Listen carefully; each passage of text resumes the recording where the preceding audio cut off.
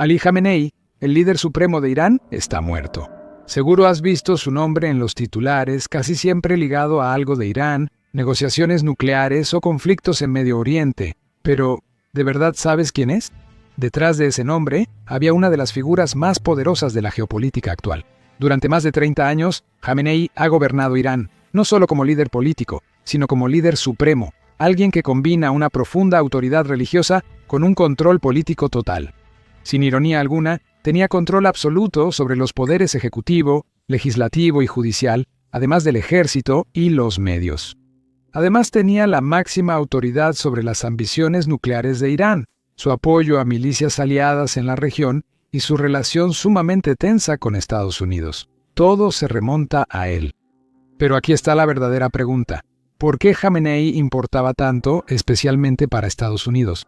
¿Por qué la muerte de un hombre poco visto en público ha causado tanta tensión mundial? ¿Por qué Estados Unidos consideró durante varias décadas a este hombre fallecido como uno de los más peligrosos del mundo y su principal adversario extranjero tras China? Bueno, la respuesta a eso empieza con un sueño y termina con 2 palabras: armas nucleares.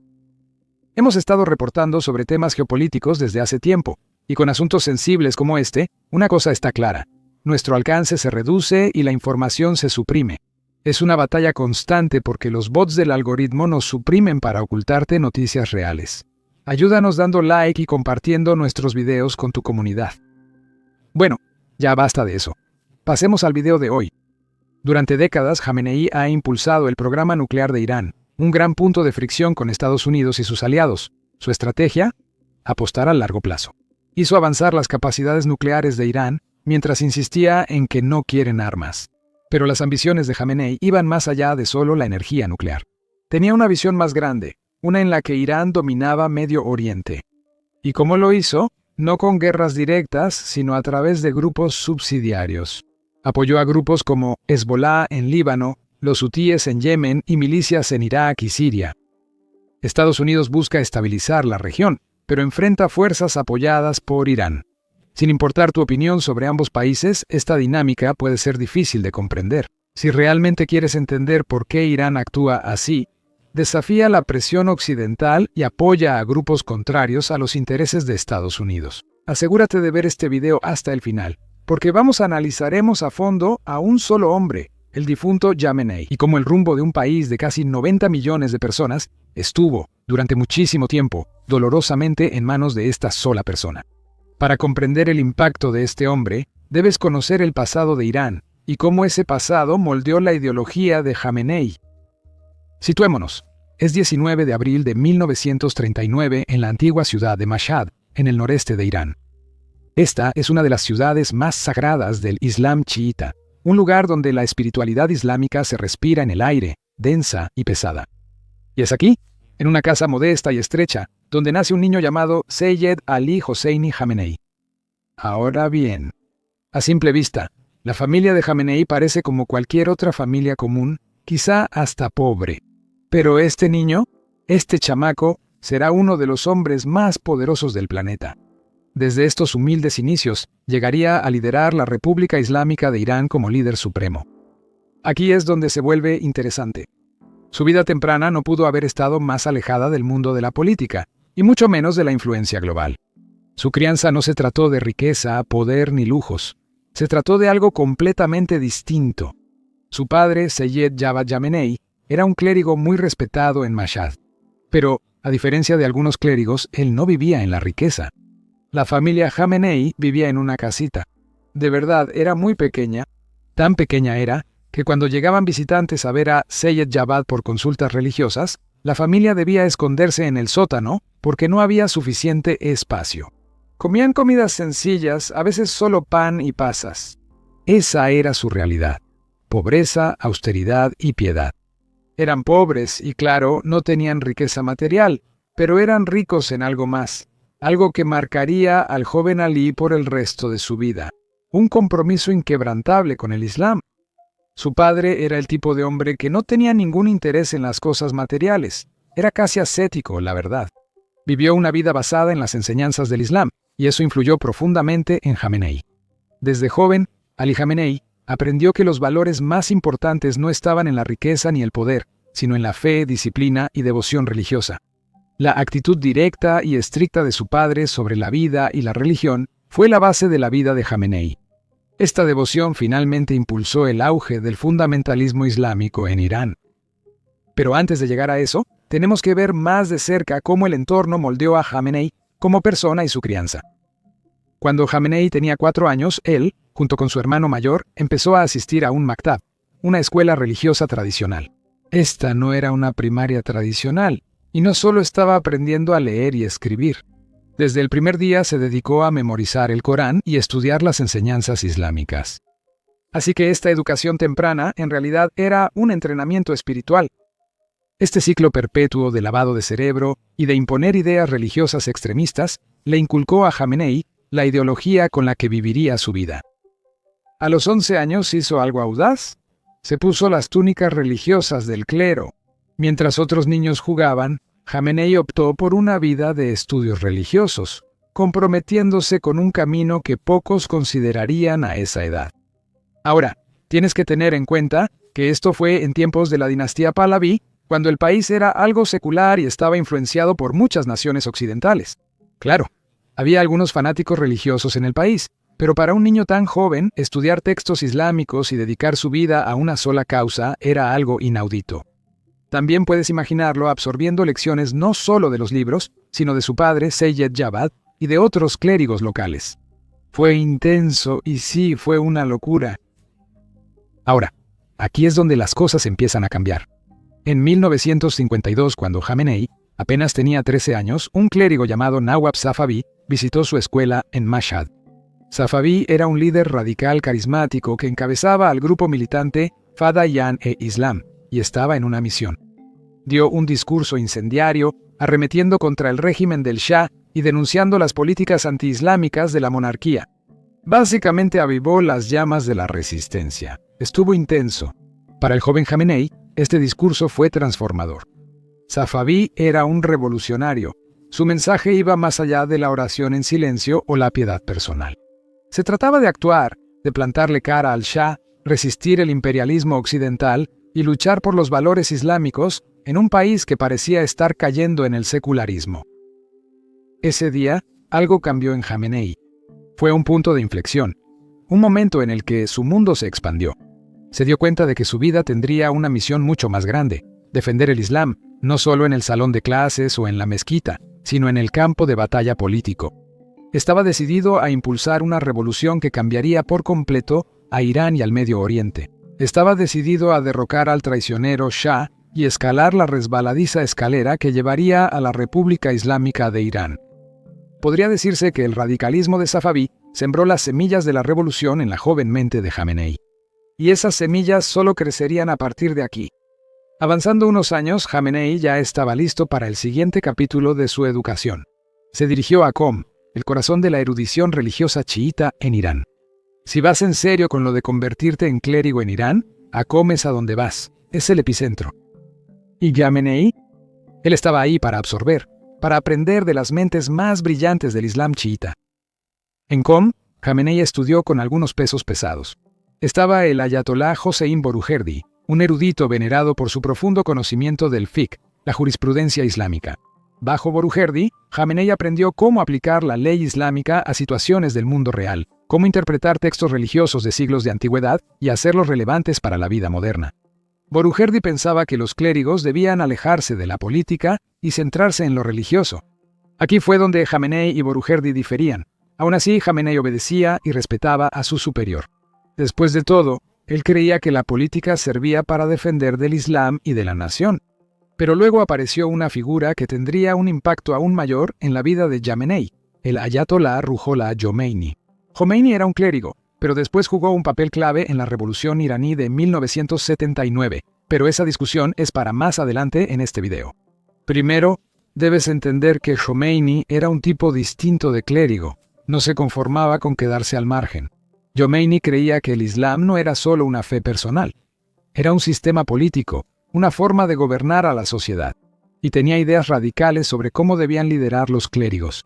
Pasamos mucho tiempo en este canal hablando sobre el dinero, el poder ¿Y quién realmente controla los recursos en todo el mundo?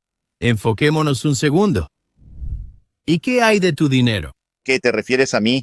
Sí, tú. En el mundo de hoy, todos buscan formas más inteligentes de ganar dinero, pero incluso los pequeños ingresos pueden importar. Por eso el patrocinador de hoy, FreeCash, resulta bastante interesante. FreeCash es una plataforma gratuita donde ganas dinero real, jugando o completando encuestas. Sin costo inicial, sin trucos. Mientras más juegues y participes, más ganas. Y si te registras usando el enlace en la descripción o el código QR, puedes disfrutar de un bono extra de $5 en tu primera oferta. Sí, $5 solo por descargar la aplicación y registrarte. Al registrarte en FreeCash, debes habilitar el seguimiento de aplicaciones para que puedan rastrear tu progreso y recompensarte. Después de eso, puedes explorar una gran variedad de juegos hasta que encuentres uno que te guste. Todo lo que tienes que hacer es jugar, y al hacerlo ganas recompensas, dinero real o tarjetas de regalo. Si tenías alguna duda, esta empresa es completamente legítima. Tiene más de 260,000 reseñas y una calificación de 48 estrellas en Trustpilot. Puedes retirar tus ganancias a través de PayPal, Bitcoin o tarjetas de regalo de Amazon, lo que te funcione mejor. No te lo pierdas, regístrate, juega y comienza a ganar dinero. Descarga FreeCash hoy usando mi enlace en la descripción o escanea el código QR en pantalla y recibirás un bono de $5 cuando completes tu primera oferta. Así que no lo olvides, haz clic en el enlace, descarga FreeCash y comienza a ganar dinero. Sus conceptos más revolucionarios fue el Velayat-e-Faqih, o la tutela del jurista islámico, que sostenía que, en ausencia del imán infalible, un jurista islámico debía gobernar en nombre del pueblo, asegurando que se cumpla la ley islámica. Esto, sin ironía, fue el modelo para un Estado islámico, uno en el que los clérigos tenían poder político real. Y, como buen estudiante que era, Jamenei absorbió todo esto. El mensaje de Jomeini le pegó especialmente fuerte. Irán estaba bajo el gobierno del Shah, un monarca secular inclinado hacia Occidente, y Jomeini decía, no, esto no está bien, el Islam debe liderar. Jamenei se sintió muy atraído por la visión de Jomeini. El régimen del Shah, por su cercanía con potencias occidentales, era corrupto según Jomeini. Y la única manera de salvar a Irán de esta decadencia moral era mediante un gobierno islámico. Para finales de los años 50, Jomeini abandonó su carrera como simple estudiante religioso. En cambio, se convirtió en un revolucionario. Su tiempo en Qom consolidó su creencia de que los clérigos tenían el deber de actuar, de liderar, de resistir, de desafiar el status quo. Entendió que estudiar la ley islámica y la filosofía iba mucho más allá, como una vocación, y no solo por el simple hecho de adquirir conocimiento. Se estaba preparando para algo mucho más trascendental, el derrocamiento de la monarquía Pahlavi y el establecimiento de una república islámica. Su regreso a Irán, por insistencia de su padre, significó más estudio, pero ahora su mente estaba en el panorama general, las implicaciones políticas del liderazgo religioso. Esto solo avivó el odio de Jomeini contra la influencia de Occidente y su mayor defensa y apoyo a los valores islámicos. Y como Jomeini pronto descubriría, se acercaba el momento de la revolución. Antes de que ese mismo fuego de la revolución descontrole el video, demos un paso atrás y veamos a Irán a mediados del siglo XX. Verás, Irán en los años 50 y 60 estaba en una encrucijada. El Shah, Mohammad Reza Pahlavi, quien llegó al poder con un respaldo importante de potencias occidentales, especialmente Estados Unidos y Gran Bretaña, estaba decidido a modernizar el país rápidamente. Esta visión de modernización quedó plasmada en lo que se conoció como la Revolución Blanca, lanzada en 1963 sin Uninoi. El Shah quería transformar a Irán en un Estado-nación moderno y laico, muy parecido a lo que Turquía había hecho bajo Mustafa Kemal Atatürk. El programa se basó en reformas profundas para modernizar la economía y sociedad de Irán. La Revolución Blanca tuvo 6 puntos principales. Redistribución de tierras para debilitar a la aristocracia terrateniente tradicional, otorgarles a las mujeres el derecho al voto, nacionalización de los bosques, reparto de utilidades para los trabajadores de los sectores industriales, privatización de las empresas estatales y la promoción de la educación laica. En el papel, estas reformas parecían un avance, una forma de llevar a Irán al mundo moderno. Pero para una parte importante de la población, en particular para el clero religioso, esto no era menos que una traición. Las reformas del Shah eran vistas como un ataque a gran escala a los valores e identidad islámicos de Irán, no como pasos hacia la prosperidad. Esto enfureció a Jomeini. Así que, en junio de ese año, En su contra estaba Jomeini con su crítica contra el Shah, que era simple pero profunda. Las reformas del Shah estaban mal. Eran una amenaza existencial para la identidad islámica y la independencia de Irán. Jomeini afirmó que el Shah estaba desconectado de su pueblo y era un títere de potencias extranjeras, especialmente de Estados Unidos y Gran Bretaña. Este discurso sacudió a todo Irán y llevó al arresto de Jomeini. El arresto de Jomeini desató protestas masivas en todo el país, con gente de todos los ámbitos saliendo a las calles para exigir su liberación. No obstante, el régimen del Shah quería silenciarlo. En una medida decisiva, Jomeini fue exiliado, primero a Turquía y luego a Irak. Para muchos, este exilio pudo parecer el fin de la influencia de Jomeini en Irán, pero en realidad, su exilio solo fortaleció la determinación de sus seguidores, incluido Jamenei, quien se comprometió aún más con la causa de la revolución islámica. Pero Jamenei también vio una oportunidad, y esa oportunidad estaba en la ausencia de Jomeini. Dejó un vacío en el liderazgo de la oposición clerical. Jamenei llenó ese vacío al tomar la iniciativa de llamar a la resistencia contra el Shah. Por lo tanto, Jamenei se volvió clave en el movimiento clandestino que mantenía vivas las ideas de Jomeini. Empezó a organizar actividades encubiertas y reuniones secretas, mientras evitaba las miradas indiscretas de la SAVAK, la temida policía secreta del Shah. Sin embargo, al profundizarse la participación de Jamenei en la resistencia, atrajo la atención de la SAVAK. La policía secreta del Shah era famosa por su brutalidad. Usaban tácticas de vigilancia, intimidación y tortura para reprimir la disidencia.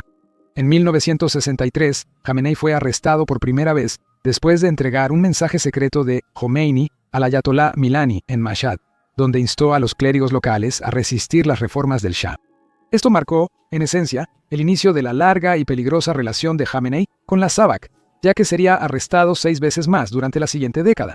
Cada arresto se volvió más severo y la SAVAK usó tácticas cada vez más brutales para intentar quebrarle el espíritu. Soportó largos periodos de confinamiento solitario, interrogatorios implacables y tortura física. Pero eso no lo detuvo. De hecho, solo fortaleció su determinación. Después de su liberación, siguió organizando movimientos clandestinos, y su influencia dentro de la oposición clerical empezó a crecer. Mientras Jomeini estaba exiliado primero en Turquía y después en Nayaf, Irak, Jomeini no se olvidó de él. Por los esfuerzos de Jamenei y su grupo extremista, las ideas de Jomeini continuaron expandiéndose en Irán. Esto fue posible gracias a redes clandestinas, mezquitas y escuelas religiosas. Pero de todos los escritos y obras de Jomeini, el que de verdad destacó y el que jugaría un papel clave en moldear el futuro de Irán fueron los principios del Velayat-e-Faqih, la tutela del jurista. El Velayat-e-Faqih era un concepto revolucionario que sostenía que un jurista islámico no solo debía guiar los asuntos religiosos, sino también tener la autoridad máxima en los asuntos políticos. Creían que esta idea era la clave para el futuro de Irán, pero estaba creando una nueva forma de gobierno, una basada en la ley islámica y libre de la influencia de potencias extranjeras. La convicción de Jamenei en el Velayat-e-Faqih se consolidó durante este periodo. Lo veía como la solución a los problemas de Irán, un gobierno que sería dirigido por eruditos islámicos, libre de corrupción y de la intromisión extranjera que afectaron al país por años. Esta idea se volvió clave en la República Islámica de Irán. Las cosas se intensificaron a mediados de los 70. Irán estaba al borde de una revolución. El régimen del Shah se había vuelto cada vez más opresivo, con la SAVAK reprimiendo cualquier forma de disidencia. La mala gestión económica y la desigualdad creciente causaron descontento generalizado, y los lazos del Shah con Occidente alejaron a gran parte de la población. Mientras tanto, la oposición, incluido Jamenei, siguió organizando protestas, huelgas y manifestaciones. En 1975, la SAVAK lanzó una operación a gran escala contra Jamenei, en la que allanaron su casa y confiscaron sus libros y escritos. Esta vez, Jamenei fue enviado a una de las prisiones más infames de Teherán, donde la tortura fue aún más brutal que antes. Meses de aislamiento, golpizas y privación del sueño se usaron en un intento por quebrarlo, pero la voluntad de Jamenei se mantuvo inquebrantable. Incluso en prisión, Jamenei siguió inspirando a quienes lo rodeaban. Durante esos meses oscuros de cautiverio, Jamenei sobrevivió aferrándose a la visión que tenía, una visión que había cargado durante años, y sabía que cuando por fin lo liberaron en 1977, Irán estaba al borde de una revolución.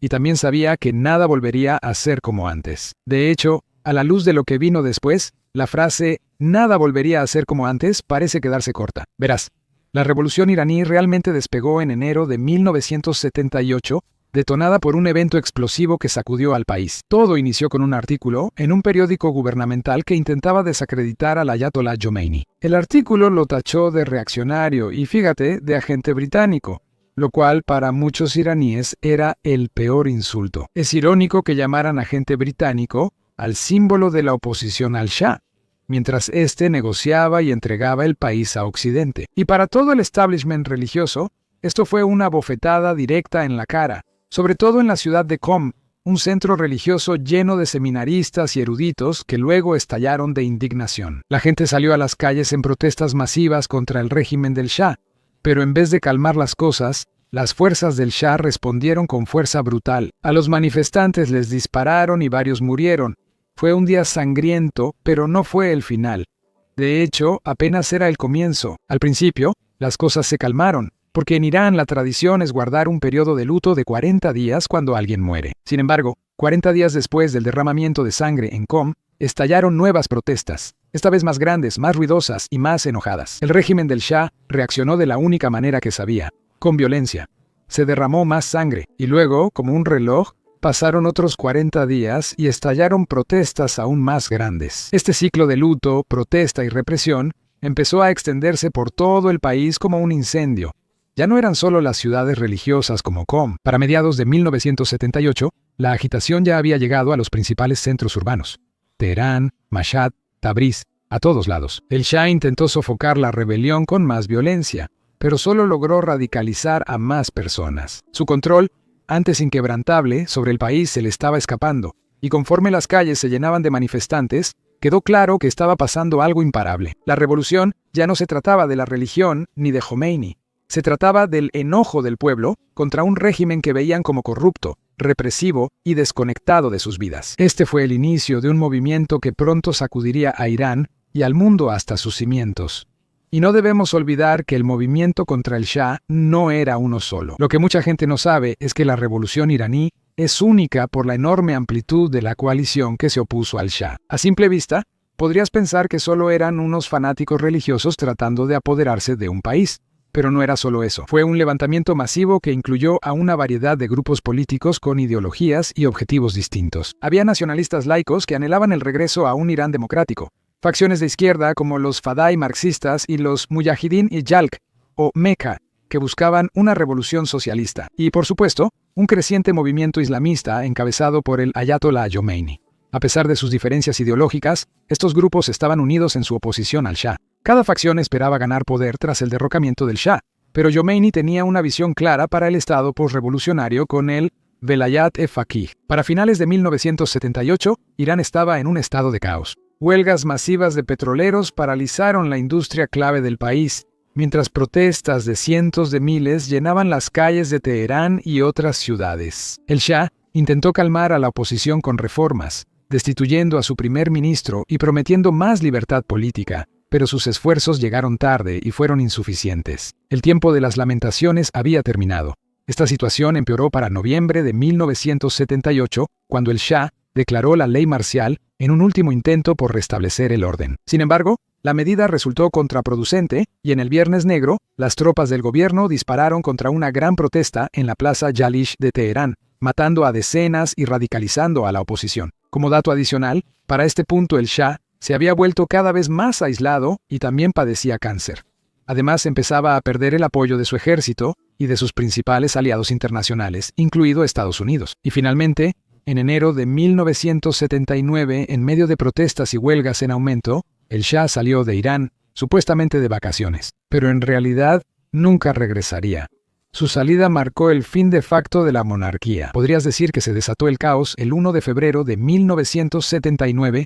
Fue un momento que cambiaría para siempre el rumbo de la historia de Irán. El ayatolá Jomeini, después de 14 largos años de exilio, bajó de un avión y pisó suelo iraní, recibido por un mar de millones. ¿Sí? Millones de iraníes que inundaron las calles para alcanzar a ver al hombre que creían que los guiaría hacia una nueva era. Su regreso fue más que simbólico. Fue una declaración de que la revolución ya no era un sueño lejano. Estaba ocurriendo y Jomeini estaba al mando. Desde el mismo momento en que sus pies tocaron suelo iraní, Jomeini se movió rápido, como un gran maestro de ajedrez acomodando sus piezas, consolidando el poder con una precisión milimétrica. En pocos días, el poderoso régimen del Shah comenzó a desmoronarse desde dentro. Los militares percibieron que la revolución no se podía detener y declararon su neutralidad, negándose a ser el último aliento moribundo de la dinastía Pahlavi. Mientras tanto, las milicias revolucionarias, apoyadas por el pueblo, tomaron edificios e instituciones clave, despojando lo que quedaba del viejo orden. Pero el golpe verdaderamente decisivo fue el 11 de febrero de 1979. Ese día, los últimos vestigios de la monarquía Pahlavi fueron aniquilados. Las fuerzas revolucionarias irrumpieron en Teherán, donde aplastaron la última resistencia militar en una demostración del puro poder del pueblo. El régimen del Shah fue arrasado por un torrente de revolución. Jomeini, antes exiliado, declaró el nacimiento de la República Islámica y asesinó a quienes apoyaban al Shah. 2 meses después, en abril de 1979, un referéndum nacional lo confirmó. El pueblo había hablado con más del 98%, votando a favor de crear la República Islámica, una transformación monumental de una nación que alguna vez estuvo bajo el yugo de una monarquía autoritaria. Lo siguiente que el ayatolá implementó a nivel nacional fue el notorio Velayat-e-Faqih, una idea que nunca antes se había intentado a esta escala. Irán realmente estaba en una época de cambio. Hablando de cambios, seguro te estás preguntando qué pasó con Jamenei. ¿Cuál era su papel en la revolución y dónde estaba mientras todo este caos ocurría? Pues ahí mismo, en el epicentro. Mientras a finales de los 70 empezaban a surgir protestas por todo el país, Jamenei no era solo otra cara en la multitud. No, él andaba ahí, en las calles de Mashhad, donde daba discursos contundentes, cargados de fervor religioso. No solo arremetía contra un régimen corrupto, planteaba la lucha contra el Shah como una batalla por el propio Islam. Y ese mensaje caló hondo. En Mashhad, las palabras de Jomeini electrizaron a la gente. Transformó el descontento creciente en algo mucho más potente. Un movimiento religioso, una multitud de millones de personas. Jomeini daba discursos con regularidad sobre el Shah. Así reunió a tanta gente que para cuando el Shah en Teherán ya había sido derrocado, cientos de ciudades fuera de Teherán ya se habían desligado de la monarquía. Ahora, conforme la revolución se intensificó en 1978, el papel de Jamenei se amplió aún más. Mientras seguía inspirando con sus sermones y discursos, también trabajaba tras bambalinas. Las huelgas que organizó, sobre todo en el sector petrolero, fueron devastadoras para el régimen del Shah. Estas huelgas no solo frenaron la economía, la paralizaron, debilitando los cimientos mismos del poder del Shah. A mediados de 1978, la producción de petróleo se detuvo por completo. Así, Jamenei y su superior, Jomeini, presionaron con fuerza el control del Shah sobre los campos petroleros, y como quizás sepas, la principal industria internacional de Irán en su economía era el petróleo, lo que incluso agravó la situación. Pero de esta manera, Jamenei se aseguró de que la revolución se mantuviera en curso. En 1979, después de que el Shah huyó, Jamenei mostró su lealtad con mucha firmeza a Jomeini. Por su liderazgo en la revolución, Jomeini hizo de Jamenei una figura clave en la nueva República Islámica. Fue nombrado al Consejo de la Revolución Islámica, un grupo de élite encargado de redactar la nueva constitución.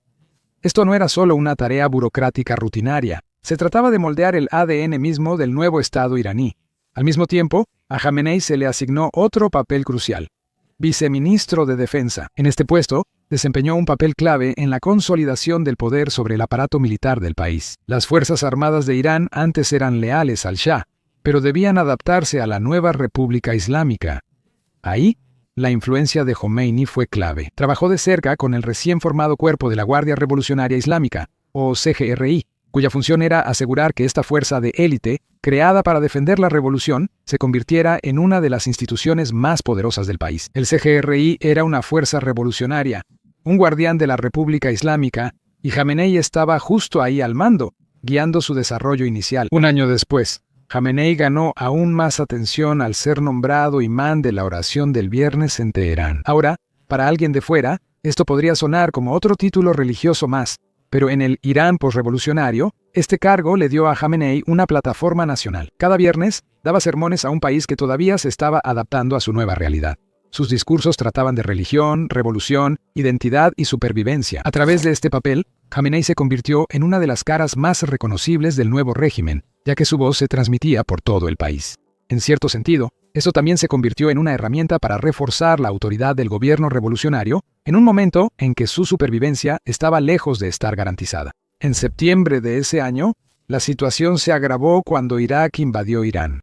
La guerra Irán-Irak fue un conflicto militar por disputas territoriales fronterizas, pero la recién formada República Islámica la vio como una amenaza existencial. Y una vez más, Jamenei no se echó para atrás. Se involucró a fondo en los esfuerzos de defensa de Irán. Jamenei visitaba frecuentemente el frente y asesoraba a los comandantes militares. Su presencia no era solo simbólica, sino también estratégica, pues trabajaba incansablemente para que la Guardia Revolucionaria Islámica y otras fuerzas defendieran la frontera a toda costa. Pero mientras Jamenei estaba allá afuera combatiendo a enemigos externos, también enfrentaba amenazas en casa. En junio de 1981, su vida estuvo a punto de truncarse. Durante su discurso en la mezquita Abu Sar, en Teherán, una bomba explotó a su lado. El ataque, perpetrado por el grupo opositor Mujahidin-e-Yalq, o MEK, hirió gravemente a Jamenei. Su brazo derecho quedó dañado permanentemente, lo que le impidió usarlo. Ahora puedes entender claramente que la coalición previa a la revolución en realidad solo era un odio común contra el Shah. Aunque este gobierno islámico recién formado actuó con dureza contra esos supuestos grupos de oposición, las tensiones entre la gente crecieron. Esto se notó mucho en la juventud, y sus repercusiones fueron fuertes.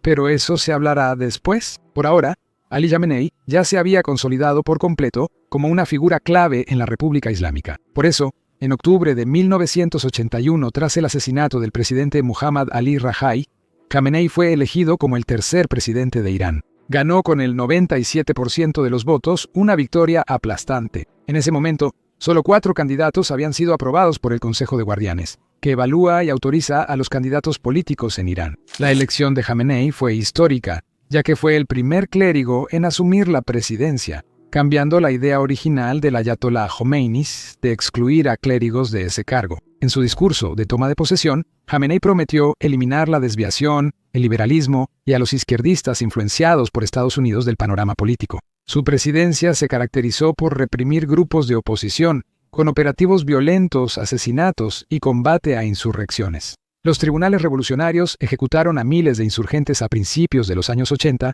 aunque para 1982 el gobierno prometió controlar a los tribunales revolucionarios. Sin embargo, diversas facciones políticas siguieron siendo blanco de ataques, y la presidencia de Jamenei se asoció con un periodo de intensa represión política. Después de 4 largos años, Jamenei fue reelegido en 1985, al recibir el 87% de los votos, en una elección que, otra vez, tuvo un grupo de candidatos muy limitado. Solo 3 fueron aprobados por el Consejo de Guardianes. La presidencia de Jamenei coincidió con la devastadora guerra Irán-Irak. Su mayor participación en el esfuerzo bélico y sus lazos con el CGRI fortalecieron su reputación como líder comprometido con la defensa nacional. Durante su presidencia, Jamenei se ganó una reputación por su meticulosa atención a los asuntos militares, la gestión del presupuesto y los detalles administrativos. Aunque su presidencia a menudo quedó opacada por la guerra y los conflictos internos, Jamenei mantuvo una fuerte conexión con el CGRI, lo que más tarde resultaría ser uno de los pilares de apoyo más poderosos en su futuro papel de liderazgo. Durante su presidencia, inició la conflictiva relación de Irán con Europa. Tras los asesinatos en el restaurante Mykonos, un tribunal alemán implicó a funcionarios de inteligencia iraníes, lo que provocó una crisis diplomática entre Irán y varias naciones europeas. Este periodo también vio las primeras etapas de la tensa relación de Irán con Occidente, con Jamenei al frente de las respuestas nacionales a estas crisis. Ahora, el ascenso de Jamenei a líder supremo en 1989 fue tanto sorprendente como polémico. En ese momento, el ayatolá Jomeini, el venerado arquitecto de la Revolución Islámica de Irán y su primer líder supremo, había designado al ayatolá Montaseri como su sucesor. Pero, en un giro dramático, Jomeini destituyó a Montaseri, dejando un vacío repentino y significativo en la cima de la jerarquía político-religiosa de Irán. Jamenei fue elegido para ocupar ese puesto, aunque no tenía las credenciales clericales usuales. Ni siquiera era ayatolá todavía, mucho menos un marjá, una de las máximas autoridades religiosas del Islam chiita. Para que Jamenei ascendiera, la Asamblea de Expertos tuvo que enmendar la Constitución de Irán, ya que es el órgano que elige al líder supremo.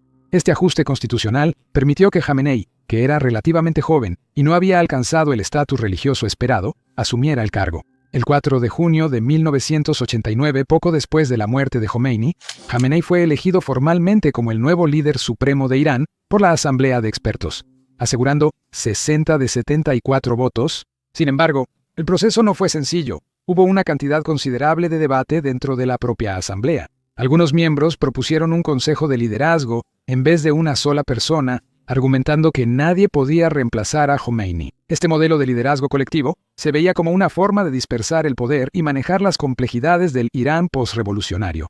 Pero al final, la propuesta se dejó de lado a favor del nombramiento de Jamenei. Curiosamente, el propio Jamenei parecía renuente. Es bien sabido que expresó sus dudas sobre su idoneidad para el cargo, diciendo que su nominación debería hacerlos llorar lágrimas de sangre. Sin embargo, a pesar de esas reservas iniciales, Jamenei aceptó el cargo, y con los ajustes constitucionales ya en vigor, comenzó su mandato. En ese momento, muchos lo veían como un líder temporal, alguien que podría ocupar el puesto hasta que surgiera una figura más adecuada. Pero Jamenei no tardó mucho en consolidar el poder y extendiera su influencia mucho más allá de lo que cualquiera esperaba. El camino de Jamenei hacia el poder no dependió del carisma ni del peso religioso de Jomeini. En cambio, demostró una gran habilidad para moverse dentro de la complicada política interna de Irán. Construyó un grupo de leales en instituciones clave, sobre todo dentro del cuerpo de la Guardia Revolucionaria Islámica, o CGRI, y del influyente estamento clerical de Qom. Jamenei era hábil para equilibrar a las distintas facciones dentro del sistema político iraní, asegurándose de que ningún grupo en particular acumulara demasiado control. Su enfoque pragmático le permitió controlar a los rivales y fortalecer su posición. Conforme avanzó el mandato de Jamenei, el cargo de líder supremo se transformó en lo que podría describirse como un supervisor omnipotente del Estado. Su influencia se extendía a prácticamente todos los aspectos del gobierno iraní. Controlaba al ejército, dictaba la política económica y tenía la última palabra sobre la política exterior de Irán. Jamenei también tenía gran poder sobre instituciones políticas clave, como la presidencia, el parlamento y el poder judicial. Emitía decretos sobre temas nacionales, desde economía hasta políticas culturales, y se aseguraba de que se cumpliera la visión de la República Islámica. Algo crucial. Jamenei fue estratégico al poner a sus leales en puestos clave del gobierno. A lo largo de más de 3 décadas como líder supremo, cultivó un sistema que gira en torno a su autoridad. Su influencia llegaba al aparato militar y de seguridad de Irán, donde la Guardia Revolucionaria Islámica protege al régimen y extiende la influencia iraní en el extranjero. La capacidad de Jamenei para mantenerse en el control durante tanto tiempo se debió en gran medida a su astucia política y a las redes de patronazgo que fue desarrollando con el tiempo, haciendo que su posición fuera prácticamente inatacable. A pesar de carecer del aura revolucionaria de Jomeini, Jamenei demostró que el verdadero poder en Irán no viene del carisma, viene del control. Aunque parecía tener elementos republicanos, este gobierno teocrático bajo Jamenei estaba firmemente arraigado en el dominio religioso. Ese anclaje le serviría bien durante las décadas por venir. Como líder supremo desde 1989, Jamenei ejerció una autoridad casi absoluta en un sistema que puede parecer democrático en la superficie, pero que opera bajo el rígido marco del dominio religioso.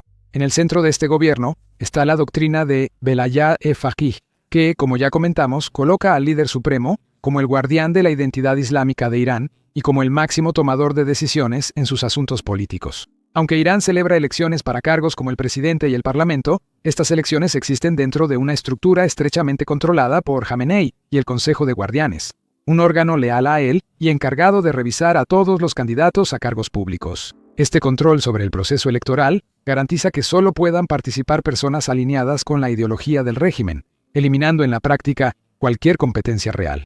Esto se vio en las elecciones parlamentarias de 2020, donde descalificaron a muchos candidatos reformistas, dejando a los votantes sin más opción que elegir a los de línea dura. La presidencia, aunque es un cargo electo, siguió subordinada a Jamenei, como lo demuestra su control decisivo sobre temas clave como la política exterior. Incluso cuando Hassan Rouhani negoció el acuerdo nuclear de 2015, lo hizo bajo los parámetros de Jamenei, quien luego limitó un mayor acercamiento con Occidente. La desconfianza de Jamenei hacia la influencia occidental, especialmente de Estados Unidos, influyó constantemente en las acciones de los funcionarios iraníes. El liderazgo de Jamenei fue innegablemente autoritario, con su influencia extendiéndose por todas las ramas del gobierno, desde el ejército hasta el poder judicial. Ocupó puestos clave con leales que respaldaban su interpretación conservadora del Islam, asegurando que los principios teocráticos del régimen permanecieran profundamente arraigados tanto en la legislación como en el gobierno. Por ejemplo, el poder judicial, bajo la influencia de Jamenei, aplicó la ley islámica, a menudo imponiendo castigos severos a los disidentes políticos. Esto fue más evidente durante el Movimiento Verde en 2009, cuando millones de iraníes protestaron contra la controvertida reelección del presidente Mahmoud Ahmadinejad. Por órdenes de Jamenei, el gobierno reprimió brutalmente, arrestó manifestantes, los golpeó en las calles y puso a líderes opositores en arresto domiciliario, donde siguen hasta hoy. Jamenei desestimó las quejas de los manifestantes y calificó el movimiento como una conspiración extranjera, táctica que usaba para desacreditar a la oposición. Este control se extendió profundamente a los medios, donde el régimen de Jamenei dominaba el discurso público a través de medios estatales que difundían la narrativa del régimen. El periodismo independiente es casi inexistente, y quienes desafían al régimen a menudo son silenciados mediante acoso, encarcelamiento o algo peor. El gobierno controla estrictamente los medios y también Internet, donde la censura es generalizada. Esto facilitó controlar la narrativa y manipularla para convertirla en lo que él quisiera. Durante las protestas de 2017 y 2019, el régimen literalmente desconectó todo el Internet del país, sin comunicación de entrada ni de salida. Y esto no fue algo aislado. Cualquier contenido en línea que cuestionara la narrativa del régimen fue bloqueado, filtrado o cerrado. Si estás tratando de obtener una perspectiva diferente en Irán, no la vas a encontrar fácilmente. El régimen controlaba el mensaje, y Jamenei estaba en la cima de esa pirámide. Aunque el régimen lo intenta, los jóvenes iraníes suelen evadir las restricciones digitales, pero quienes son atrapados criticando al régimen en línea enfrentan castigos severos. Un claro ejemplo de este control fue el casi total apagón de Internet durante las protestas de 2019 por el alza repentina del precio del combustible. El apagón impidió la comunicación entre los manifestantes, permitiendo que las fuerzas de seguridad reprimieran las protestas con brutal eficacia, dejando cientos de muertos. La influencia de Jamenei también abarcó las políticas sociales de Irán, reflejando su compromiso con valores islámicos conservadores. Su base de apoyo en zonas rurales y en poderosos estamentos clericales de Qom y Mashhad respaldó su estricta aplicación de los códigos islámicos de conducta y vestimenta. Las mujeres, especialmente, son controladas por políticas conservadoras y la policía de la moral, que vigila el uso del hijab y la segregación de género en público. Jamenei solía advertir sobre una invasión cultural de Occidente, presentando los valores occidentales, especialmente la libertad personal, como una amenaza existencial a la identidad islámica de Irán. Al presentar a la República Islámica como el último bastión de la moralidad en un mundo secular, Jamenei galvanizó a sus simpatizantes conservadores, profundizando su lealtad a su liderazgo. Y no creas que la política fue el único frente en el que Jamenei impuso su dominio.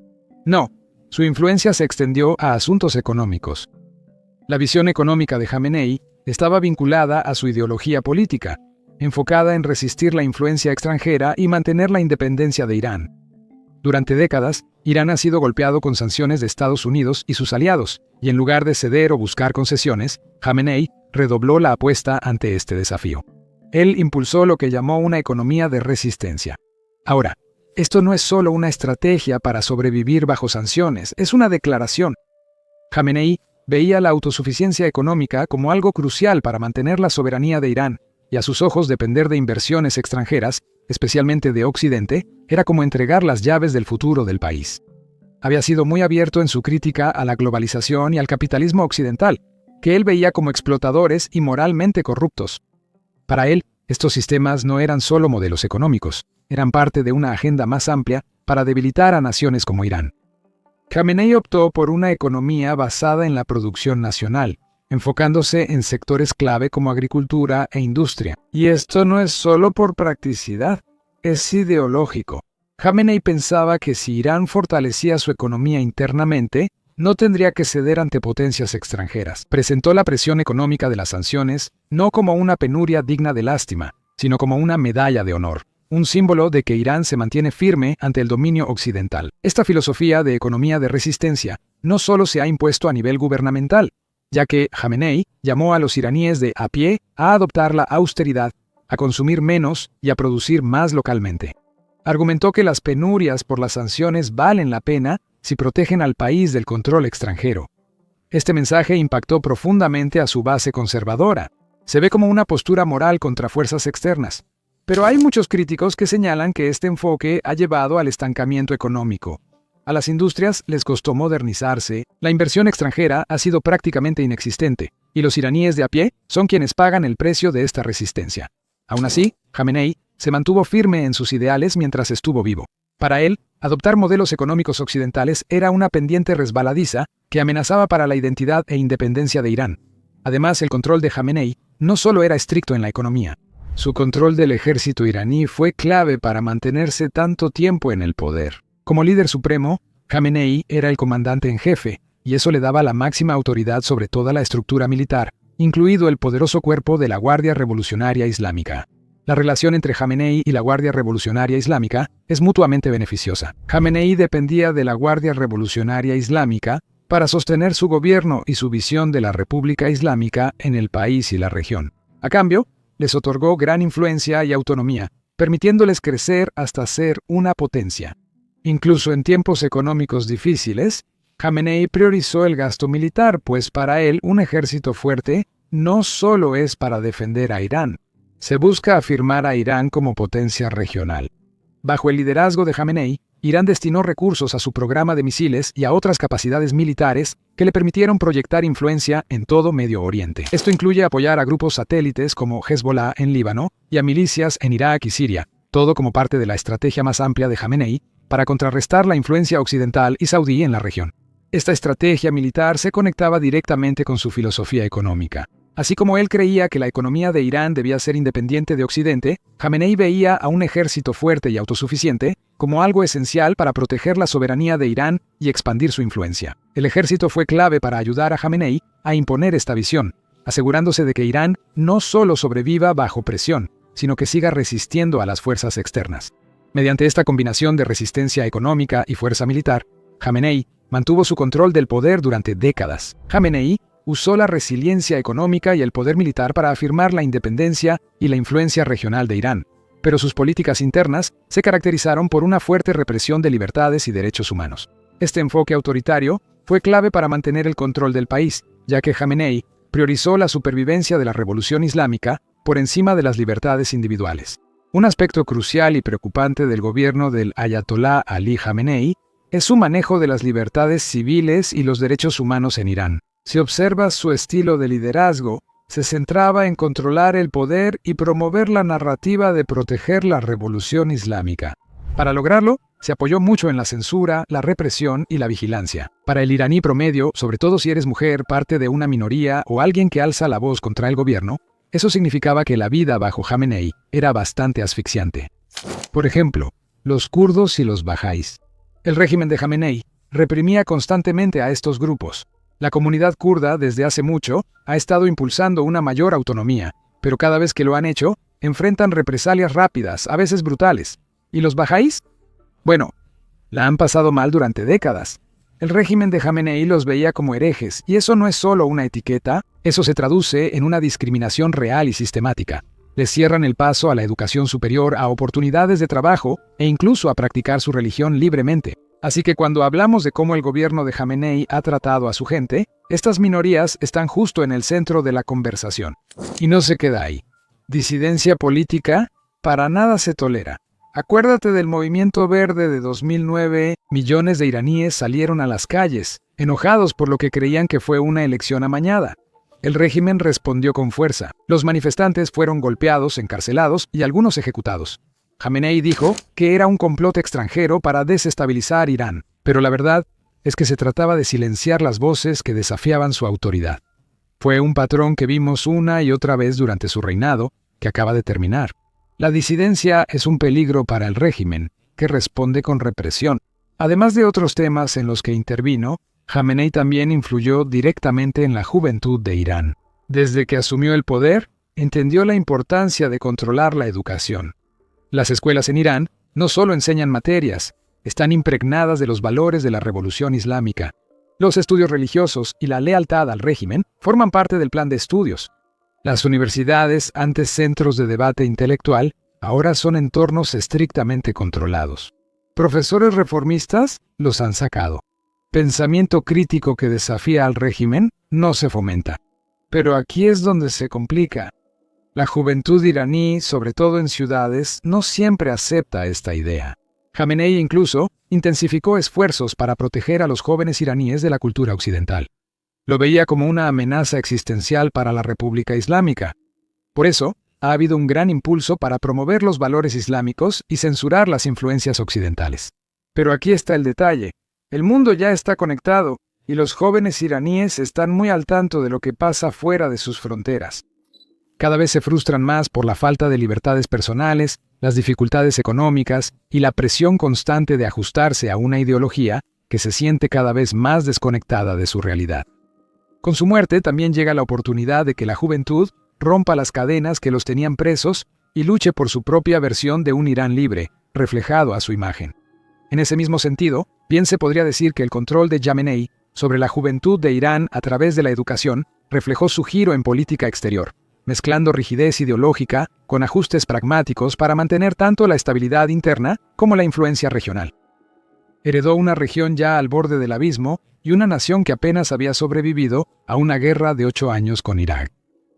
Irán todavía estaba tambaleándose y el mundo vigilaba de cerca para ver en qué tipo de actor se convertiría esta nueva república islámica. Bajo Jamenei, la política exterior de Irán pasó de su anterior fervor revolucionario a un enfoque más calculado, aunque el país nunca perdió de vista sus objetivos ideológicos centrales. Así fue como se desarrolló. Justo después de la Revolución Islámica de 1979, Irán estaba enfocado en difundir su mensaje revolucionario por todas partes. Khomeini quería que otras naciones islámicas se deshicieran de sus monarquías o dictaduras y establecieran sus propios estados islámicos. El lema era, ni Oriente ni Occidente, sino la República Islámica, y eso realmente resumía la actitud de la época. Al asumir Jamenei, quedó claro que la revolución no podía seguir luchando batallas ideológicas en todos los frentes. La guerra Irán-Irak había devastado al país, y Jamenei se había dado cuenta de que, si Irán iba a sobrevivir, tenía que jugar sus cartas con más cuidado. Así que, aunque el espíritu revolucionario se mantuvo intacto, Jamenei encaminó al país hacia una política exterior más pragmática y cautelosa. Todo se volvió cuestión de proteger los intereses nacionales de Irán sin perder de vista sus raíces ideológicas. Un ejemplo perfecto de este cambio: Irán seguía apoyando a los oprimidos y promoviendo sus ideales revolucionarios, pero también empezó a hacer tratos con países que antes se consideraban enemigos. Aunque Irán arremetía contra Occidente, no iba a poner en riesgo su propia seguridad ni su economía en el proceso. Pero cuando se trataba de Estados Unidos, Jamenei nunca cedió. A su juicio, Estados Unidos era el epítome de todo lo malo del imperialismo occidental, y su política exterior puede verse en gran medida como una resistencia constante a la influencia estadounidense. Consideró a Estados Unidos el principal enemigo de Irán y mantuvo una profunda desconfianza hacia sus intenciones durante todo su mandato. Mientras Irán se volvía una potencia regional, la retórica antiestadounidense de Jamenei se intensificó. Una y otra vez calificó a Estados Unidos como el Gran Satán, un término que capturaba perfectamente su perspectiva. Esta desconfianza quedó clarísima durante eventos como la invasión estadounidense de Irak en 2003. Aunque Irak e Irán habían librado una guerra brutal en los 80, Jamenei vio la invasión estadounidense no como un cambio positivo para la región, sino como una amenaza directa para el propio Irán. Para él, no se trataba de democratizar Irak, se trataba de que Estados Unidos se estaba posicionando para un posible ataque contra Irán.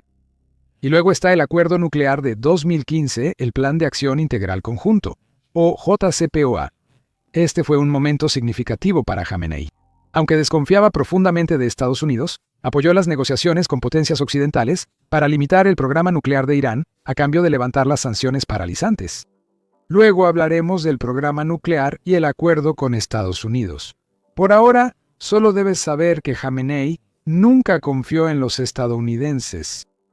A nivel regional, la estrategia de Jamenei siempre ha sido respaldar a los movimientos chiitas y usar fuerzas proxy para expandir la influencia de Irán. Tomemos a Hezbollah, por ejemplo. El apoyo de Irán al grupo comenzó en los 80 y desde entonces solo se ha fortalecido. Jamenei consideraba a Hezbollah un aliado clave para resistir a Israel y contrarrestar el poder de Estados Unidos en la región. Gracias al respaldo de Irán, Hezbollah se ha convertido no solo en una fuerza militar, sino en un actor político importante en Líbano, dándole a Irán una influencia considerable en el Levante. Hamas en Palestina es otro ejemplo. A pesar de ser sunita, Hamas ha recibido apoyo de Irán, lo que demostró que el enfoque de Jamenei no era meramente sectario. También buscaban enfrentar a Israel y resistir a las potencias apoyadas por Estados Unidos. Bajo la guía de Jamenei, Irán se enredó en conflictos por intermediarios en todo Medio Oriente, desde Siria e Irak hasta Yemen. En Irak, Jamenei usó milicias chiitas para ejercer influencia, especialmente después de la caída de Saddam Hussein. A través de estos grupos, Irán ha logrado moldear las políticas iraquíes a su favor, asegurando que Teherán tenga una fuerte presencia en el país. La guerra civil de Yemen es otro frente donde Irán, liderado por Jamenei, se ha involucrado apoyando a los hutíes en una guerra indirecta contra Arabia Saudita. Hablando de Arabia Saudita, la relación de Jamenei con las potencias suníes de la región, en particular los saudíes, estuvo marcada por una profunda desconfianza y rivalidad. Sí, la división entre chiíes y suníes es un factor importante, pero también se trata de quién va a dominar Medio Oriente. Para Jamenei, Arabia Saudita, con sus estrechos lazos con Estados Unidos y su liderazgo del mundo suní, es un competidor natural de las aspiraciones de Irán. Ante sanciones de Estados Unidos y presión de Occidente, Jamenei recurrió más a potencias no occidentales como Rusia y China. China se ha vuelto el principal socio económico de Irán. Por las sanciones de Estados Unidos, que asfixian la economía iraní, Jamenei buscó acercarse a Pekín, logrando un acuerdo estratégico de 25 años que prometía inversiones chinas en energía.